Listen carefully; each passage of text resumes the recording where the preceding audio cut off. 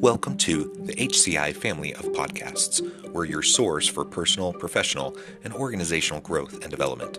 We share our own original research, explore industry trends, and interview executives and thought leaders from across the globe. Join us for practitioner-oriented content around all things leadership, HR, talent management, organizational development, and change management. Maximize your personal and organizational potential with the HCI family of podcasts.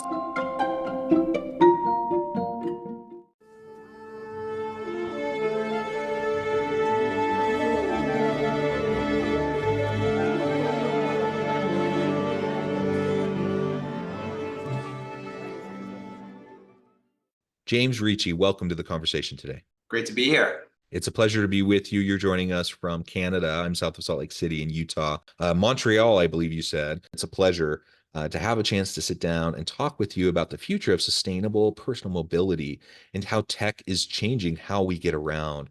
Another aspect of the conversation today that I think we'll touch on is also family-run businesses and how those evolve and the challenges and opportunities that we have, with family-run and legacy Absolutely. businesses. So I think this will just be a really fun conversation. As we get started, I wanted to share James' bio with everybody. James Ricci is president of the Roy Foss Automotive Group and founder of Landline e-bikes. He has 15 plus years of automotive industry experience and was named Automotive News 40 Under 40. James, anything else you would like to highlight by way of your background before we dive on in? I grew up, my grandfather started our business in 1962. We're a 60-plus-year-old, three-generation family business.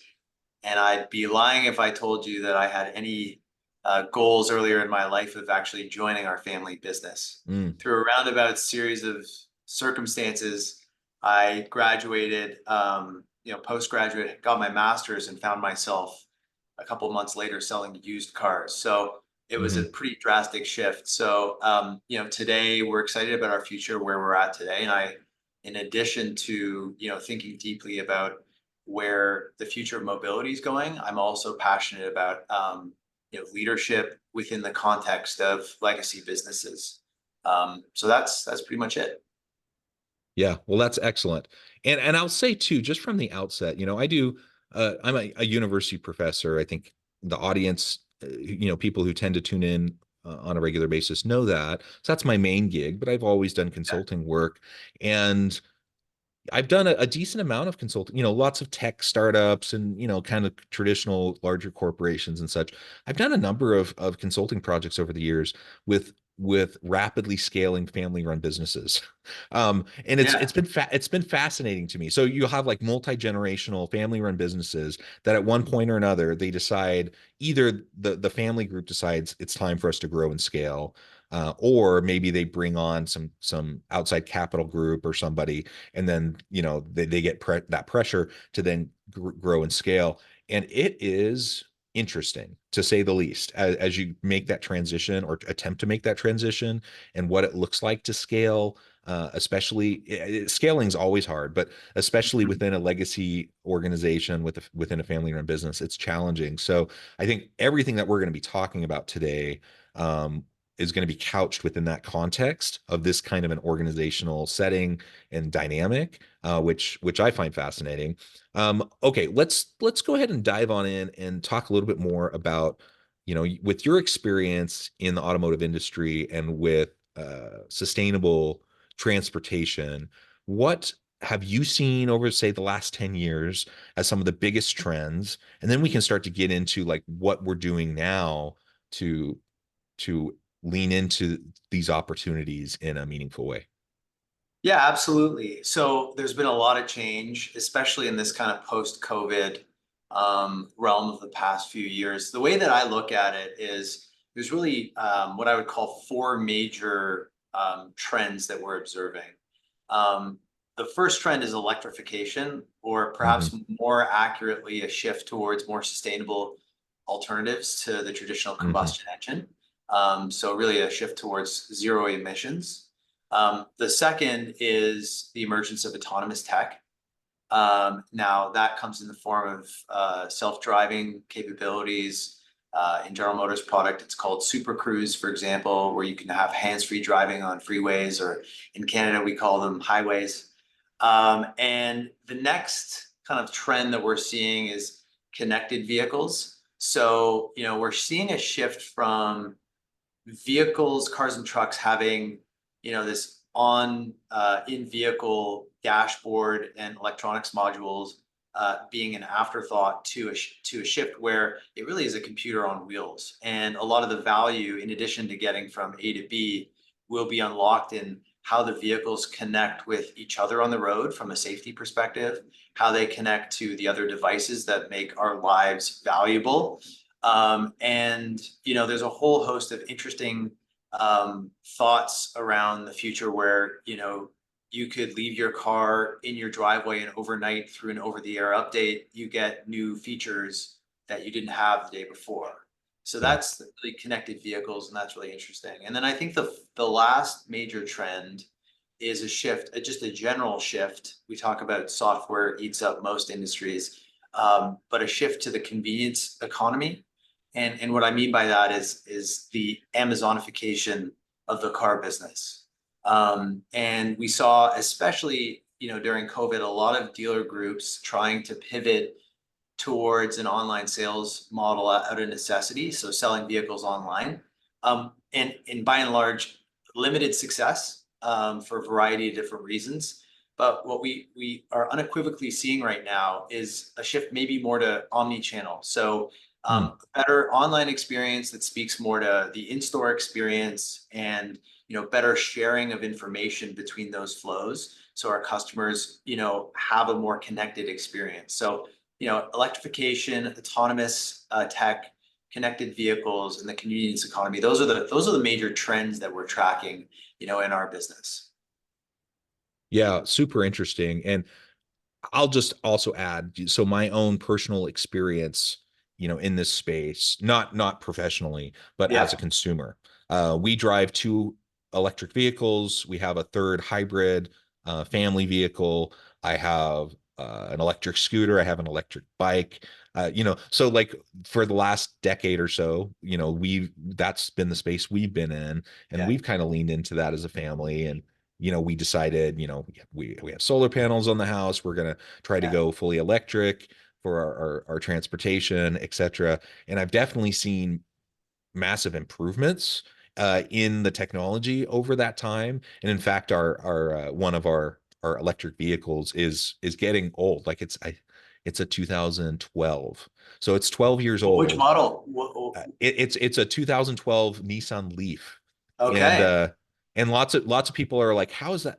It's not a brick at this point. And I'm like, nah, the battery life has actually been pretty Yeah, good. Like it's yeah, it's it's diminished a little bit, but we're in pretty good shape. Anyways, but they're way better now. Like yeah, not just the Leaf is way better, but like so many different brands are just so much absolutely. better now. So many new features now. All of that's wonderful. Um, and then part of our family dialogue is, okay, what do we do with this car that it's getting older? It's kind of past its normal lifespan that most people would consider for an electric vehicle. Yeah. Et cetera. And like, what are we going to do next, et cetera? We're having those conversations. But just as a kind of an observer and as a consumer, I've been noticing some of those trends that you just mentioned, and we've kind of felt it too, as a family utilizing those types of vehicles. Yeah. Yeah, it's interesting. I mean, depending on where you are, there are different adoption curves. And one of the things that stands out to me right now, even in the kind of highest rates of adoption. So if we look at Canada in general, last year, about 10% of total new retail sales were EVs, or some combination of, really plug-in hybrid or fully electric vehicles. And the fact is that we've seen growth start to slow a little bit. And Yeah. what's interesting is that, in the traditional cycles of innovation, you have your early adopters. We're shifting into the early majority. And what we're seeing is an interesting shift as a lot of the manufacturers, of course, there's the traditional things, which are making sure we have great range in the new offerings that are out, making sure that the infrastructure of charging stations and uptime is great, so that people have confidence that if they're going on a road trip, that they can find a solution for themselves. But I think that part of what's changing right now is I think a lot of people are realizing these aren't spaceships, Yeah. and at their vehicles, and they've got a different drivetrain and different form of, of being powered. But we need to speak the language of people that are looking at it from, a more practical lens, not through the excitement of, hey, this is the newest, coolest, gadget. But yeah, so I think the industry is reconciling that right now, in addition to making sure that, the price point is at an affordable level where it's accessible and the total, cost of ownership makes sense for the average folks that need a car. Yeah, for sure. And I'll just, again, my own personal experience. Yeah, There are a wide range of different types of electric vehicles, absolutely. different price points. Our entry point was the Nissan Leaf. That's on the lower end, right, of Yeah, the price point. But it's been great for us, and over time, we've explored other options as well. But whatever your price point is, whatever, if you're thinking about trying to get into the space and try out an electric vehicle or a hybrid vehicle, I will say they're I think they're more reasonable now price wise than they have been before. There's lots of competition, lots of pressure on the price to keep it, within a reasonable range, especially in comparison to other vehicles. Cars generally are super expensive, yeah, so yeah, that's a hard thing. But I think there's some really great electric options that are out there. Um, yeah. what do you see as like as you're now moving forward? You have this family run business, multi-generational. Um, you're moving like this kind of new world of sustainable business, sustainable. I mean, the e-bike, your e-bike business. I mean, that's all about sustainability and personal mobility. What do you see as like your approach moving into the future to lean into this and to leverage this in a productive way? Well, I think when I think about this, when our team thinks about it, I think there's a tendency to either think too long term or a tendency to think too short term. And let me Hmm. explain a little bit. I think on the short term perspective, a lot of businesses, if you study legacy businesses, if you study kind of tenured, um, great history businesses, whether it's Kodak. Kodak is often used as one of the greatest examples of a company that had the technology in the digital camera space before Apple did.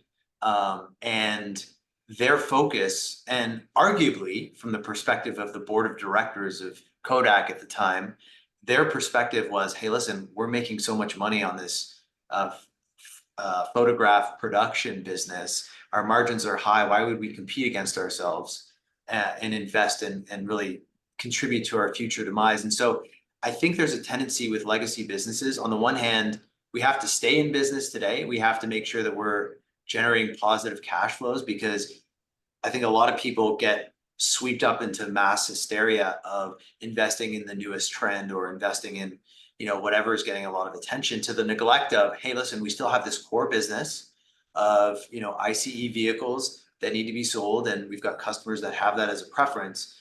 And yet at the same time, we have to think about, okay, well, what are the next 5, 10, 15 years? What are some of the possibilities? And so, for example, our investment and my starting of Landline was, post COVID, this huge surge in micromobility, e-bikes and smaller forms of, smaller than cars. We saw a great opportunity to say, hey, listen, we know the mobility space, we don't really know this other space, but let's take a bet on this. It's not going to be existential, but it's going to get us into a new part of the business, and it's going to allow us to put some resources to an idea of what could take off. And so that's kind of how we're approaching it. There's a lot of different trends and opportunities that we're interested in. For example, on the alternatives, traditionally when you buy a vehicle, you either buy it or you finance it or you lease it. Hmm. There's an emerging trend of, subscription or fractional ownership. And so we're Hmm. looking at different ways, just in talks with 3 different companies that we could either collaborate with or partner with or invest in. So we're very much of this opinion, focus on being exceptional on the core today, but we need to be putting time towards thinking about, okay, are there businesses that we could collaborate with? Who's running this? Like being dialed into where the industry is going. And so that's constantly a juggling act. I think the other challenge we have to figure out is not pursuing too many different things. Mm, So yeah. being creative and being willing to risk things. You know, Jim Collins, the writer, talks about the undisciplined pursuit of more. And I often, it resonates for me because a lot of times we'll just throw a number of things at the wall, but not be focused around a strategy. And that's where I think we on the one hand, we get scared and we overcome, or we have to deal with what, the innovators love of staying in our zone and saying a few years later who moved our cheese, versus the opposite of trying too many different things and being so, unfocused. So those are the things that we're at a high level thinking about in our business. Something else I'm wondering about, just because I've been seeing more coverage in the news, in the media around charging stations and like the infrastructure. And there's, excuse me, there's been, some efforts from the current, in the U.S. at least, in the current administration to support the development of that infrastructure across the nation. Um, but on the other hand, my understanding is there's kind of three major players when it comes to like the charging stations, and one of them just proclaimed like they're kind of getting out of that. They're not going to be focusing on it as much. Tesla, and there are a lot of people with a lot of Teslas who are now wondering, scratching their head a little bit, what's this going to look like as we move into the future. Any thoughts on that? Because like you said, if you're going on a road trip, you want to at least have a sense that you're going to have access to recharging. Yeah. Any thoughts on that? Well, I have a number of thoughts. I mean, I think that still for most people, um, you know, I think that there's a couple of things. I think that as Tesla mentions that they're shifting away from that part of the business, I think there's been a really important development, which has been the development of the North American charging standard. So Hmm. all the manufacturers in North America are going to be aligning effectively to use the standard that Tesla uses. And that's a really important and not subtle thing because, there will be a rollout and it will take time and we'll have adapters to shift to, and then eventually shift to, the native charging outlets for all vehicles going forward. That's important because what I think we need is interoperability for Mm. all the different charging stations. There's still significant investment and excitement in the infrastructure, and so I don't view that necessarily as any sign that in fact, I mean, Tesla continues to grow share. The percentage of vehicles sold that are EV or at Yeah. least partly EV continues to increase, especially in certain areas. So this will continue to be an infrastructure discussion for many years ahead. I think combine that with the need for in-home charging for multi-unit dwellers as well. So not just single detached homes, but in condo buildings and apartments. And I think the real answer to your question, because charging stations will continue to, the network will continue to grow. The real answer to your question, I think, is getting battery technology to a point where we have access to chargers where the time to find a charging station and to refuel is comparable to what it is to refuel your vehicle, your gas powered vehicle. And I think that we're getting very close to that. There's many different, other businesses that are looking at battery swap technology as well. But I actually don't think with, you know, high speed charging that we're that far away from that reality.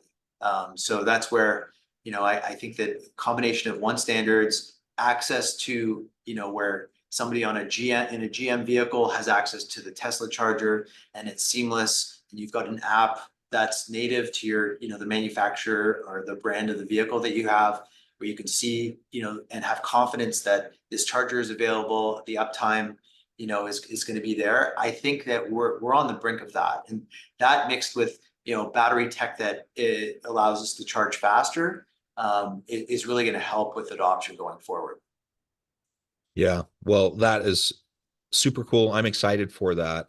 And I'm excited for what the future holds personally as a consumer, but also, as I just look at the business case of all of this, and in the environmental case, it's just super fascinating, multi-pronged kind of benefits, I think, of how we do this. As we start to wrap up, any final thoughts around your particular challenges and opportunities as they relate back to, being a multi-generational family-run business, and a legacy business? I think my final, maybe one of the, questions that we're thinking about, and it's specifically as, a family run operation, but it could apply to businesses, other legacy businesses that have been around for a while and have established cultures. Um, and for me, it's really understanding what the drivers of the culture are, um, that have gotten us to a point where we are today, and what parts of that culture we need to respect versus where we need to shift our thinking a little bit. And again, it gets back to this balance between sticking to what we're good at and thinking about, where the future is going. And the way that I like to think about it is, we've spent a lot of time over the last year, uh, with our executive team, with our leadership team, to build out a scoreboard for what success looks like. And we've called them, in our case, the FOSS pillars. And there's 5 dimensions. There's the customer, there's the employee, there's the business, there's the future, and there's just operational success. And all of these are part of, our future growth plans. And so often we just focus on, the monthly P&L, so a profit and loss statement, or the financial metrics. But by allowing us to kind of clarify and define those pillars, we're kind of broadening the scope of what success looks like. And then from there, we can say, hey, listen, what does success look like for each of these pillars? And then taking it down the level and saying, hey, listen, if it's not just about today's profitability, if it's also about, community awareness, in a real and meaningful way, if it's also about employee engagement and retention, okay, what are these things that we can invest in, to really move the needle on that? And that starts to shift our time horizon, believe it or not. As you Mm, expand how you define success, we're finding that we're coming up with these things that both address issues today, but also set us up for success in the future. And so, I would just challenge people, that are out there, to say, hey, listen, how are we defining success? And is it only about the numbers? Are there other ways beyond the bottom line for us to say that we can create value into the future? That's kind of how we're thinking about it right now. yeah, yeah. I love it. James, this has just been a really great conversation. I know at the time I need to let you go, but before we wrap up, I just wanted to give you a chance to share with the audience how they can connect with you, find out more about your work, your team. I know you just gave us a really great kind of final thought, but if there's any Yeah. other final word that you have, on the topic for today, and then we'll wrap up. Yeah, I would say the best place to get a hold of me is on LinkedIn at linkedin.com/James Ricci. I would love to kind of connect with people who are thinking about, leadership, and specifically in the context of, legacy businesses, people who are thinking about entrepreneurship. We also like to pride ourselves on maybe evolved leadership practices, things that may seem a little bit out there. So I'm kind of trying to build more of a community of collaborators within that space. So LinkedIn would be a great spot. I'm also on Substack, under my own name as well. And so those are the best places to find me. Wonderful. James, thank you so much. It's been a real pleasure. I encourage the audience to reach out, get connected, find out more about what James can do for you. Check out his LinkedIn, check out the company page, all the really cool stuff. Get connected. And as always, I hope everyone can stay healthy and safe, that you can find meaning and purpose at work each and every day. And I hope you all have a great week.